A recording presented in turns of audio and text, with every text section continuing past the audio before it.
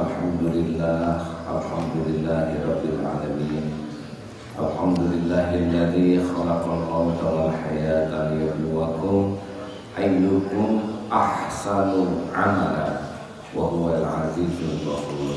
Allahumma shalli ala sayyidina Muhammad wa ala alihi wa ashabihi ajma'in. Semua perintah Allah itu pasti membawa kebaikan bagi kita. Apapun yang Allah perintahkan itu baik untuk lahir, baik untuk batin, baik untuk dunia, baik untuk akhirat. Jadi kalau sudah mendengar ada perintah Allah itu pasti baik saja kalau kita sikapi dengan benar. Halo, sudah langsung ya, langsung. Saya sudah langsung.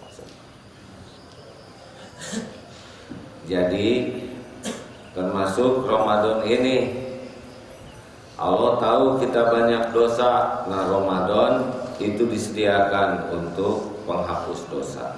Karena makin banyak dosa makin tidak bahagia.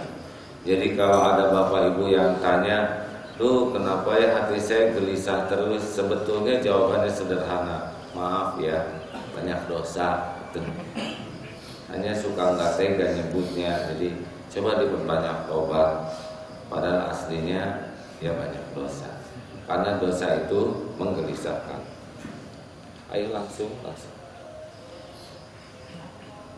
langsung ya, para pendengar yang budiman. Maaf, kita lanjutkan. Jadi,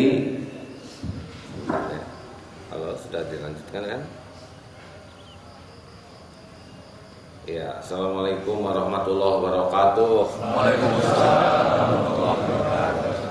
Maaf, ini sebetulnya sudah dimulai dari tadi ya. Diulangi lagi. Masih ingat tidak bapak-bapak di masjid? Nah, diingat-ingat saja yang tadi ya. Jadi setiap perintah Allah itu pasti baik untuk kita. Karena yang menciptakan kita adalah Allah, maka yang paling tahu, yang paling baik untuk kita ya Allah sendiri. Nah, semua yang baik untuk kita disimpan dalam bentuk perintah, dan semua yang membahayakan kita dilarang oleh Allah. Jadi sebetulnya hidup ini sederhana, tinggal cari tahu apa yang Allah sukai, lakukan. Cari tahu yang Allah tidak sukai, tinggalkan. Asal patuh itu saja pasti bahagia. Karena Allah lihat nih, ini hamba patuh ya dikasih bahagia. Hati ini milik Allah, tidak bisa dibulak-balik kecuali oleh pemiliknya. Kalau Allah lihat kita ngaco, ya Allah simpan hati kita gelisah. Kalau Allah lihat kita baik, patuh, disimpan di hati ini sakinah. Bahagia Pak. Ada yang rumahnya sangat sederhana, tapi disimpan sakinah di hatinya, enak saja. Ada yang rumahnya megah, mewah, tapi oleh Allah dicabut sakinah di hatinya, resah saja di rumah itu. Ada yang juga rumahnya sederhana, tapi jauh dari Allah, tambah menderita. Sudah rumah sempit, hati sempit. Ada juga yang rumahnya megah, besar, tapi dia patuh ke Allah, bahagia. Jadi sebetulnya bahagia itu bukan dari dunia, tapi dari patuh tidak kepada Allah. Sederhana bukan? Halo? Ya sudah, demikianlah hadirin sekalian. Terus judulnya. Nah, apa yang Allah larang itu pasti jelek buat kita, karena Allah tahu yang membahayakan kita. Maaf, ini Bapak Ibu suka melarang anak-anak kan? Pasti karena membahayakan anak, benar? Misalkan anak-anak main pisau yang tajam, jangan, karena kita tahu itu mencelakakan. Tidak mungkin anak kecil, ayo nak, ini main granat ya. Tidak ada, orang tua berjuang nyuruh supaya anaknya bagus dan melarang supaya anak tidak celaka. Benarkah demikian hadirin? Tolong hadirin, menjawab itu membahagiakan yang ceramah. Benarkah? Nah, jadi sekarang lebih simpel, cari tahu aja apa yang Allah suka dan cari tahu apa yang Allah tidak suka dan berusaha lakukan. Jadi sendiri itu bahagia tuh. Nih, di bulan Ramadan ini Allah memang memberikan pahala yang luar biasa, sholat, sodako. Tapi pada saat yang sama ya memang luar biasa, Quran, sholat, sodako dan amal lainnya dilipat gandakan. Tapi ada tapinya nih, kita bisa membatalkan pahala kita kalau kita tidak menjaga diri. Contoh, bohong, ya. Pahala puasa bisa puasa ada yang sah tapi belum tentu diterima. Salah satu yang akan merusak pahala saum kita adalah dusta. Kan hadisnya jelas ya bahwa Allah tidak menerima laparnya, tidak makannya saum seseorang, lapar dan hausnya seseorang kalau dia berdusta. Pak, Bu, ayo kita periksa, jangan sampai ngobrol aja pakai bohong. Tadi dari mana? Dari masjid. Padahal di masjid cuman ke WC-nya aja, ya. Memang tidak bohong, tapi kan harus disebut WC-nya, ya. Jangan sampai diasosiasikannya, oh, suami saya itikaf nih. Padahal cuman ke WC-nya saja. Allah tahu ini bohong. Pak, Bu, setiap kali kita bohong, kita itu pasti akan terpenjara oleh kebohongan kita. Kita akan takut kebuka bohong kita. Nah, salah satu cara supaya tidak kebongkar bohong adalah ngebohong lagi. Makanya para pembohong itu pasti berlanjut bohongnya. Ada yang tersentuh sekali kelihatannya. Iya, sekali ngebohong akan bohong lagi, karena bohong itu harus dilindunginya hanya oleh bohong. Nah, si bohong yang barusan tuh itu juga harus dilindungi oleh bohong lagi. Jadi nggak ada bahagianya. Hadirin, kalau kita ngebohong ya, si otak ini seperti melawan arus. Jadi capek, Pak. Kalau di Mekah tuh ada tawaf. Nah, orang yang si otak ini sebetulnya kalau dipakai mikir benar, dia nyaman, Pak. Tapi kalau ngebohong itu melawan arus. Jadi capek, terutama yang banyak bohongnya. Seperti ada playboy cap 2 cula, dia ganti-ganti nama kalau ketemu wanita, ya. Oh, kadang John, kadang Fred, kadang Ted, kadang Ton. Nah, giliran ketemu lagi dia lupa dulu kenalan pakai nama yang mana. Jadi pusing memikirkan bohongnya yang dulu. Halo, kenapa ini senyumnya seperti yang menjiwai begini? Udahlah, kenapa sih kita harus ngebohong? Orang yang ngebohong itu orang yang harap dan takut kepada makhluk. Itu intinya ngebohong. Dia berharap dipuji, diakui, atau dia takut dimarah, takut disisihkan, takut dihina. Jatuhnya ngebohong, Pak. Tapi kalau orang yang harap dan takutnya hanya ke Allah, mau ngapain bohong? Orang tuh tidak tahu kebohongan kita bukan karena pintar ngebohong. Orang tidak tahu kebohongan kita karena Allah belum membuka. Cuman itu aja. Kalau Allah membuka, enggak bisa apa-apa, pasti kebuka. Wa iyam saskallahu bidurrin fala kashifalahu illahu wa yuridka bi khairin fala ghadar li fadli yusibu bihi may yasha'u min ibadihi wa huwa ghafurur rahim. Surat, ayo harus ingat ya. Surat apa nih? Ayo. Tuh kan pada lupa ciri-ciri kita banyak dosa. Jadi sekiranya Allah menyentuhkan musibah kepada kita, tidak ada yang bisa menghilangkannya selain Allah sendiri. Wa yuridka bi khairin, tapi Allah memberikan kebaikan, fala radda li fadli, tidak ada yang bisa menolaknya. Jadi jangan dusta, dusta itu munafik. Masih ingat ciri munafik? Ada 3 minimal. 1, berkata dusta. 2, berjanji tidak ditepati. Yang ketiga, kalau diberi amanah dia khianat. Oleh karena itulah mudah-mudahan presiden kita yang akan datang bukan presiden yang suka bohong, bukan presiden yang mengingkari janji-janjinya, dan bukan presiden yang tidak amanah. Karena di dalam Islam 3 kunci ini merupakan kunci kemunafikan atau tidak.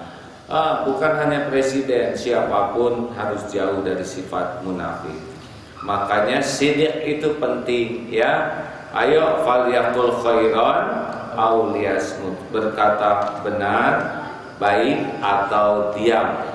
Pokoknya tidak ada bohong ya. Sekecil apapun tidak boleh bohong. Lebih bagus dimarah karena jujur daripada dipuji karena bohong. Kalau kita jujur, Allah tahu.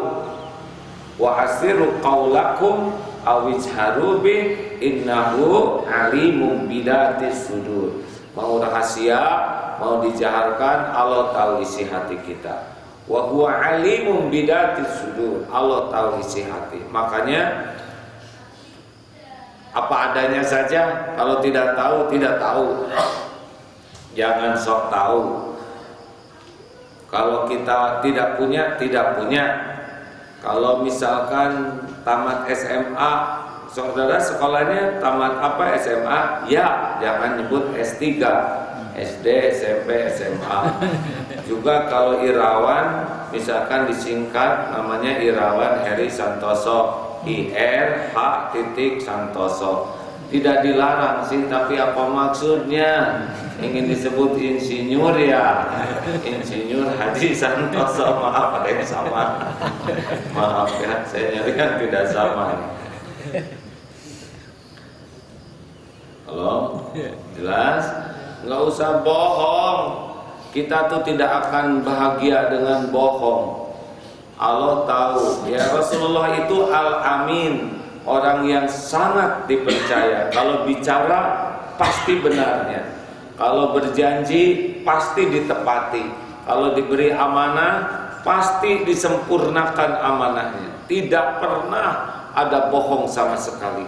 Sehingga Rasulullah SAW kalau dulu usaha, orang yang punya modal senang menitipkan kepada Rasulullah SAW. Orang yang beli senang beli kepada Rasulullah karena pasti tidak ngebohong. Orang-orang yang nitipkan barang senang kepada Rasulullah menitipkan karena tidak pernah khianat.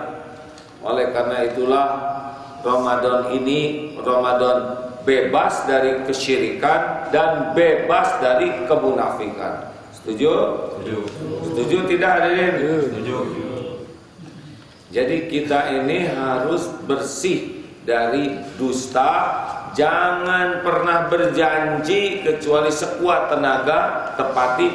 Dan kalau kita sudah janji, kasih tahu siapa yang pernah saya janjikan sesuatu lalu saya lupa, tolong ingatkan. Karena boleh jadi kita berjanji dan lupa, tapi Allah tidak pernah lupa kepada janji kita, maka minta tolong orang untuk mengingatkan kita. Termasuk kepada anak. Nah, nanti ibu belikan permen, itu janji tuh. Apalagi yang bersumpah demi Allah, itu sudah berat. Saya akan menerima jabatan selaku ketua DKM selama 3 tahun. Tahu-tahu baru setahun misalkan sudah pindah ke ya pokoknya pindah lah. Harus benar-benar dijaga ya. Ini Ramadan hadirin, jangan dikait-kaitkan ya. Kita benar-benar harus serius buat diri kita. Enggak ada dusta, tidak ada janji yang tidak ditepati. Minta tanya ke teman-teman, ada enggak janji saya yang tidak ditepati, supaya kita bisa patuhi sebelum kita mati. Dan kalau diberi amanah sekecil apapun sempurnakan, ya. Kita pinjam pulpen, ini amanah, harus dikembalikan. Jangan sampai pulpen murah, enggak, harus pulangin. Tidak ada yang kita gunakan hak orang lain. Naik pesawat, ada sendok piringnya bawa, masuk ke hotel, anduknya bagus, lipat. Bukan pengalaman, dosa. Istighfar. Bahayanya kakai nyolong.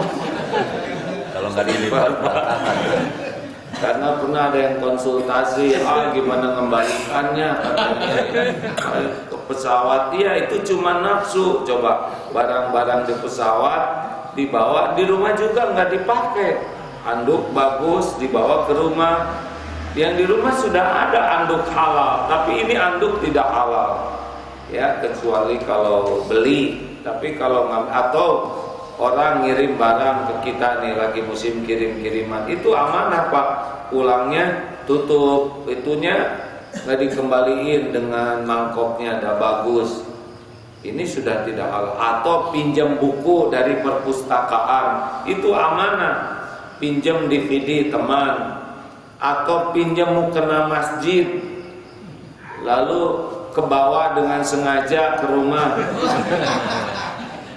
tidak dikembalikan. Yang dikembalikan mukena dia yang udah lama. Itu gosok, tidak halal. Oleh karena itu amanah. Termasuk anak itu amanah. Punya anak bukan prestasi, karena kucing juga beranak, tapi mengantarkan anak kenal ke Allah, anak patuh ke Allah, anak dekat dengan Allah, itu adalah amanah bagi kita. Qu anfusakum wa ahlikum naro. Jadi jangan sampai merasa bangga dengan anak tapi tidak bisa mengantarkan anak jadi dekat dengan Allah. Ini saya lihat, maaf bapak-bapak, kan kita udah sebagian rada sepuh ya. Ingat-ingat nanti ketika kita meninggal, siapa yang mandiin jenazah kita. Jangan sampai anak-anak nggak tahu bagaimana memandikan jenazah ayahnya. Jangan sampai anak-anak pas sholat jenazah tidak tahu ngedoain orang tuanya. Yang tahu tuh mikirin warisan aja. Kenapa jadi pada bengong begini bapak-bapak? Jadi kepikiran ya, itu teh amanah, anak-anak itu amanah. Ayo Ramadan ini periksa bohong-bohong kita tobatin, periksa janji-janji kita ke siapa aja kita penuhi, dan periksa amanah-amanah yang kita emban. Jangan pernah biarkan Ramadan jadi bulan kemunafikan. Ngaku kalau salah tuh ya, nggak apa-apa. Kita dihina karena ngaku lebih baik daripada dipuji karena nipu. Kita habis uang karena memenuhi janji lebih baik daripada punya uang tapi ingkar janji. Kepada yang hutang-hutang, jangan sampai kita merasa aman dengan hutang kita sanggup bayar, oleh Allah disanggupkan tapi enggak kita bayarkan. Kita sudah zolim itu. Nanti gampang bagi Allah untuk memberikan ujian. Ayo, kalau sanggup bayar. Jangan suka ditahan-tahan hak orang lain. Setuju hadirin?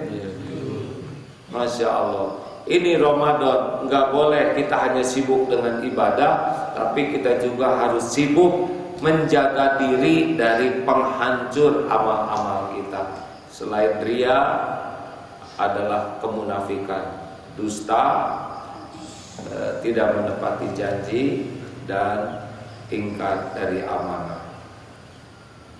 Mudah-mudahan ada hikmahnya para pendengar. Ayo kita periksa semua para bapak ini. Jangan sampai apakah saya harus ngaku ke istri saya kebohongan saya? Cilaka atuh Gini tenang, walaupun jadi gugup begitu tenang ya. Apa yang Allah tutupi jangan dibuka, tobatin. Ini saya kan duduk di sini bukan berarti tidak punya dosa. Saya berlumur dosa, tapi tidak perlu dibuka satu persatu. Apa yang Allah tutupi, kita tobati. Tobat itu diantaranya jangan diulangi, ya. Tapi kalau berkaitan dengan hak orang lain, seperti tadi mukena, kopiah, Bapak itu periksa kopiah loh Pak. Pas lagi ruku, kopiah jatuh, pluk, ada tulisan Teddy, padahal Bapak Asep, berarti kopiah orang itu. Periksa ini, baju, jam tangan, pakaian luar, dalam, jangan sampai musim hujan lihat jemuran, ambil aja. Padahal jadi bagus. Nah berarti punya orang. Jangan ada gosong, ya. Pulangin kalau yang begitu. Kalau yang hak-hak orang lain kembalikan. Jadi Ramadan itu benar-benar lahir batin kita perbaiki. Setuju? Jadi bukan hanya sibuk taraweh, bukan hanya sibuk saum, tapi juga sibuk mengevaluasi kemusyrikan, kemunafikan, kefasikan kita. Jadi nanti sesudah selesai Ramadan benar-benar bersih lahir batin. Enak hadirin. Kalau bersih itu enak. Semua yang kotor itu tidak enak. Coba bapak-bapak, ibu-ibu jangan gosok gigi 1 bulan.